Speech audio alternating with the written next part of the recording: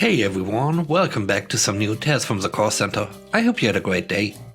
The first story is called Some People Have Too Much Money.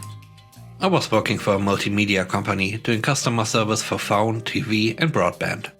Part of my job is to recommend a better service to customers to help save customers money. A call comes in. Hello, how can I help you? Yes, I'd like to pay my phone bill. Okay, let me check. I always check the customer's bill first before I do anything else. Oh my god, this has to be a mistake. What's the problem? It says here that your bill is over £4,000. That's right, same as last time. He says this so casually, like he was commenting on the weather. Sure enough, his bills for the last 6 months were the same or even higher. I had to find out why. He did have other services such as broadband and TV, but they were standard charges. Do you mind if I take a look at your call log to see if I can get your bill down for next month? Okay, but it's really not a problem.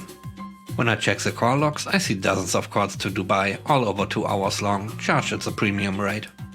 Okay, what I'm seeing here is a lot of international calls lasting well over an hour. So you are being charged at full rate after the first hour expired. But even then, it shouldn't be this high when you have the international number features applied. No, I don't have any of those, they are just a waste of money. No sir, if you had the international call on your phone plan, it would have saved you thousands. But my bill would go up if I did that. He was talking about the basic bill of his services, which was about £40. Adding the international call plan would only be an extra £2. I spent the next half hour trying to convince this numbskull that £2 was less than 4,000. Sir, if you add the international call plan and keep your calls under an hour, your international calls would be greatly reduced to the same price as a local call. But I still have to pay £2 more on my bill. I really can't afford to pay extra for this. I was listening in sheer disbelief at how stupid that statement was. I persisted. Just so I get this right, you would rather pay £4,000 per month for your phone bill instead of paying £42 per month for all your services? That's right. The international call plan just costs too much, it's cheaper to be without it. I'm not joking, he really said that. His argument was that he didn't call Dubai very often, so it was an unnecessary expense, despite the fact that he called Dubai 3 times a month in the last 6 months. Even when I tell him this, he still won't accept it. Some people have more money than brains. The next story is called That's Not How Any of This Works. I work for one of the top cable providers in the US and also one of the most hated. This call came in as a transfer from tech support. Tech support had notated on the account that the customer was requesting to return their modem and just wanted Wi-Fi. I barely get out a "hello, thanks for calling" when I get greeted with a screech. You better have a solution for me, your tech support from God knows where is trying to tell me I'm stupid. After 10 minutes of trying to calm this young woman down, we can see birth date, she was 26, I finally got her to explain exactly what she was trying to do with her service. I just need Wi-Fi, I don't need internet, I don't need to rent your modem. Are you going to be using your own modem? No, what don't you idiots understand? I don't need a modem to get Wi-Fi, I don't need anything from you. I want to cancel my service and return your modem, I just need Wi-Fi. Miss, if you'd like to disconnect services with us, I'd be more than happy to help you with that. But I do want you to fully understand that unless you are getting internet service with either another provider or using a mobile hotspot, you will not have Wi-Fi in your home. This is why I hate your whole company. You are a bunch of idiots. I get Wi-Fi all the time. Yes, I want to disconnect my internet immediately. At this point, I muted myself. I had to pull up the "that's not how this works, that's not how any of this works" commercial on YouTube, or she tells me how stupid I am. As a company with disconnections, we are supposed to leave a week out for a completion date. The billing stops that day, but the services stay on up to a week. If a customer requests immediately, we can do it literally within 5 seconds though. I processed her disconnection immediately, told her where to return her modem and ended the call. I checked up on her account 5 days later. She called back the day after to restart her internet. The third story is called You Are the Very Reason We Don't Do It Like That. I work at a dental office where I assist with scheduling appointments on occasion. I get a lot of calls of the same kind, but this caller really took the cake. Hello, how can I help? Hey, I have an appointment in less than 48 hours out that I need to reschedule. That's no problem. I see it was for a cleaning and exam. Just a heads up, those tend to be booked pretty far out. I'll try to find a slot that's as soon as possible. But at the very worst, we can schedule the exam first and add you to our cancellation list for our cleanings.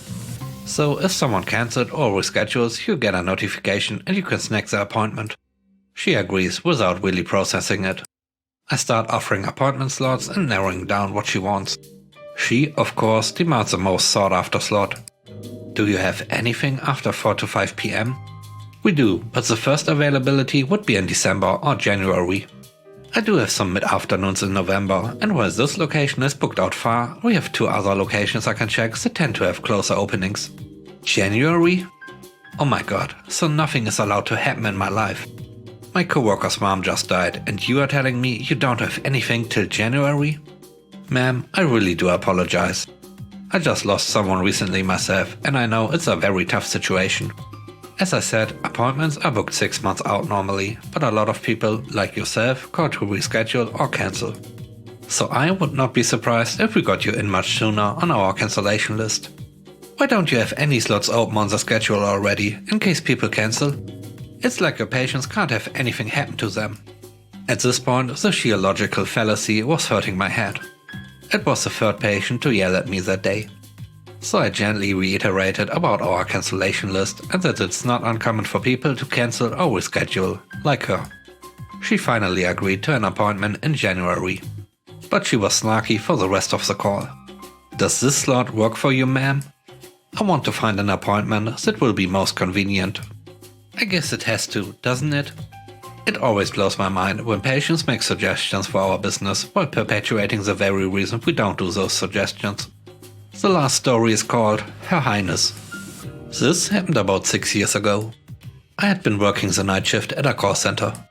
I was just been made team leader 2 weeks before and it seemed to be going well. I was due to take a 10-hour night shift Sunday night, but got a call asking me to come in a couple of hours early because the person I was replacing was sick. No problem, a couple of hours overtime wouldn't go amiss. The shift was pretty quiet for the most part, just 3 of us in the office and not many calls. It's 6:45 AM, I'm just finishing up the overnights and handover reports when a call comes through. It's Her Highness, my replacement. She was the most senior team leader. She was senior because no one wanted to promote her. Her team had consistently poor stats, high absenteeism and terrible employee turnover. But she was friends with the owner and wasn't incompetent enough to actually be fired. She was also one of those people who like to exercise their power, writing up people for the smallest violations of dress code or company regulations. Unless you were one of her cronies. She calls to tell me she has a family emergency and is going to be a few minutes late and that I'm going to have to stick around for a bit. I take a few details, or at least I try to. For a late call, company policy is you take full details, an estimation of how late they'll be and take a confirmed contact number. She says she doesn't need to do any of that as it only will be a few minutes and then hangs up. 15 minutes later my shift is supposed to be over and my team leaves. Well, one of them did. The other one had the bad luck to get caught up in a last minute call. About half of her team has turned up. One has decided to quit and another has called in with a sick note due to stress. And still no sign of Her Highness. 7:30, still no sign of her. 8 AM, nada. I call her mobile and go straight to the voicemail. I try again at 8:15, the same thing. I'm now over what the law says I'm allowed to work, so I call a manager who says they'll be in as soon as possible. At 8:30 AM, she walks through the door. I wave and get all the staff to do a handover. She walks into the staff room, presumably to put her lunch in the fridge. At 8:40 AM, she is still in the staff room, so I go there as well. She is making her second coffee and having a chat with one of her cronies. Here's the handover. I really need to get out of here. My next shift is supposed to start in about 10 hours. No rush. I'll be out in a few minutes. I've been working for almost 14 hours now and I've had to call the boss cause I didn't know when you would get here. Would you please just take the handover so I can go home?